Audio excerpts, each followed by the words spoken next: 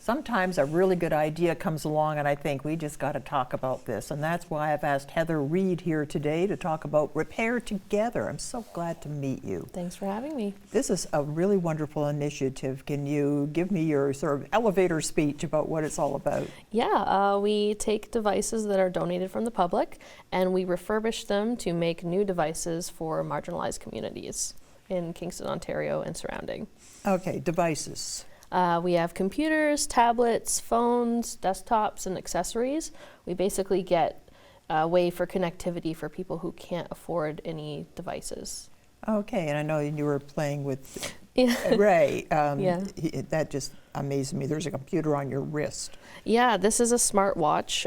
It was donated, so we're doing a test right now to see if it will run. The battery has to be fully charged, and then we have to see how long it's going to take to discharge. If it passes the test, it can then go back to the community and somebody can have a watch. It's amazing. It's amazing. It embarrasses me to say this, but I can remember when computers took up an entire room. I've seen. And literally, right, you've seen them in movies with the spinning wheels and the whole business. Yes, I remember those days. So the fact that you can carry one on your wrist just absolutely astounds me. So I think my big concern would be if I had a computer or something that I wanted to say, here, it's broken or it's not working like I want it to, it's all yours, is that my information would get somehow compromised. So now somebody's got my bank account and all my personal correspondence. Mind you, it would bore them to death, but still, I'd be concerned about that. How does that work? So we actually have policies in place. We have to take in the devices. We give the others who are donating the opportunity to either take the hard drives on the computer with that data back, or we can zero out the drives, is what it's called, where you basically overwrite the data until it's really, really, really hard to be retrieved. Now, we don't normally, for bigger companies, accept hard drives. We have funding coming in and are trying to raise funding in order to purchase solid states that come clean and brand new already.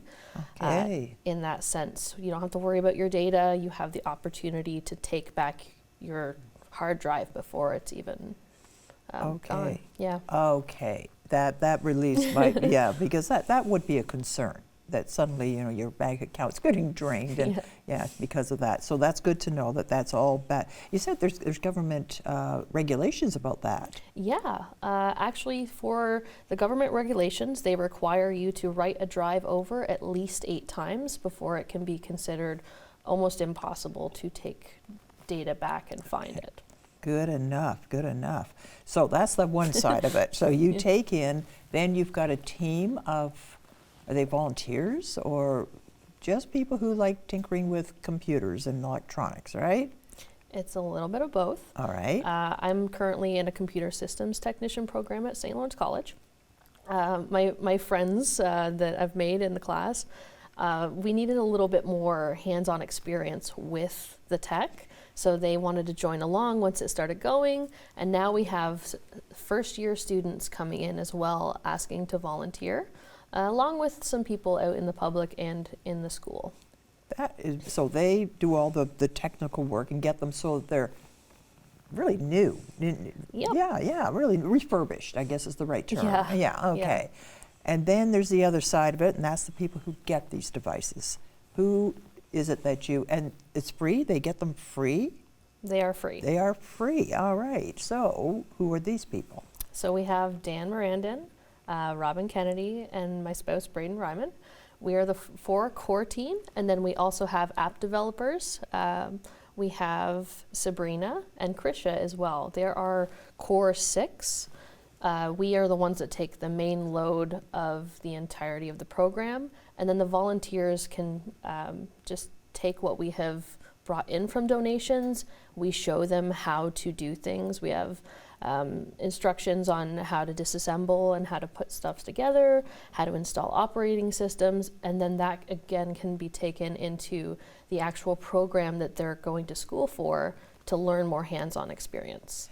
So if there was a high school student out there who just loves doing this sort of thing and tinkering and taking things apart and all that, they could volunteer with you and get some really, and do some really good work as well. They can.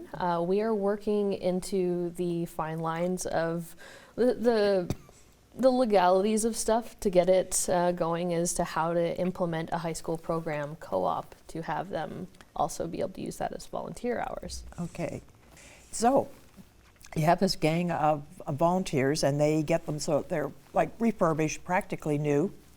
Then how do you distribute them and who gets them? So we work with many homeless prevention shelters. We have One Roof Kingston Youth Shelter. We also have Dawn House, who's come in most recently. We're working with Loving Hands as well, which is a public community.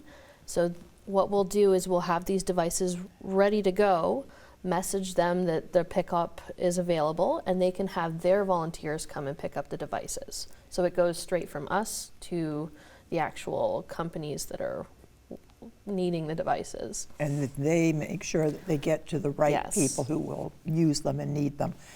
And the feedback you get, how has this changed people's lives? We've had quite a bit. I bet. We've had the pleasure of having some reviews and emails and working on video testimonials. Some have been immigrant students that have come in for school. They haven't had the devices to be able to help them along with their schooling. We've had multiple people from Dawn House area that have been affected before we got in contact with the actual company. We can't really talk too much about that for privacy reasons, Okay. but the home-based shelter has been exceptionally thankful for it. We've gotten multiple emails saying thank you, that it's basically helped them keep in contact with family, friends, and if there's job opportunities, keep them in contact with the employers. So these are people who, well, they're homeless. Yes. Is really what it comes to. There's the invisible homeless, the ones that couch surf and so on. We don't see them sleeping in doorways, but they're there. Yes. And there's any idea of the numbers that are out there? Just to give you an idea of how many of these devices you really do need. I thought there was about 207 from what I had done from research for at least Kingston. Our list is over 100 long in our queue, and we can't keep up with it. It's not even just people who've been displaced from their homes, it's also families of low income. So you've got a higher income area that on average have about 3 devices laying around their house, and then there's families that can't even afford one of them, and they don't want to speak up and admit this, so we have that anonymous reach out that they can come to us and we can get them outside of the programs we work with. So it's not just born students coming in who need a computer to do their schoolwork, but this could be someone multi-generational in. And I'm thinking it'd be pretty difficult for a kid to achieve in high school or even at lower grades without having access to a computer. Especially during COVID times, there was a time where most of the kids did not have a computer at home and it was all online. So how are you going to study if you don't have a device to learn from? Right, and then throw into that maybe the parents have lost their job, so money is even tighter than it was before. So yeah, it was a desperate time. I hadn't really even thought about that. Wow, but still, you had to do research and keep up. You really do need a device of some sort. Definitely. Yeah, what's the biggest request? Is it for cell phones or iPads or laptops, or what do people want the most? Definitely cell phones. That has been high demand. Again, our list is over 100, and we maybe, if we're lucky now, are getting 3 or 4 in.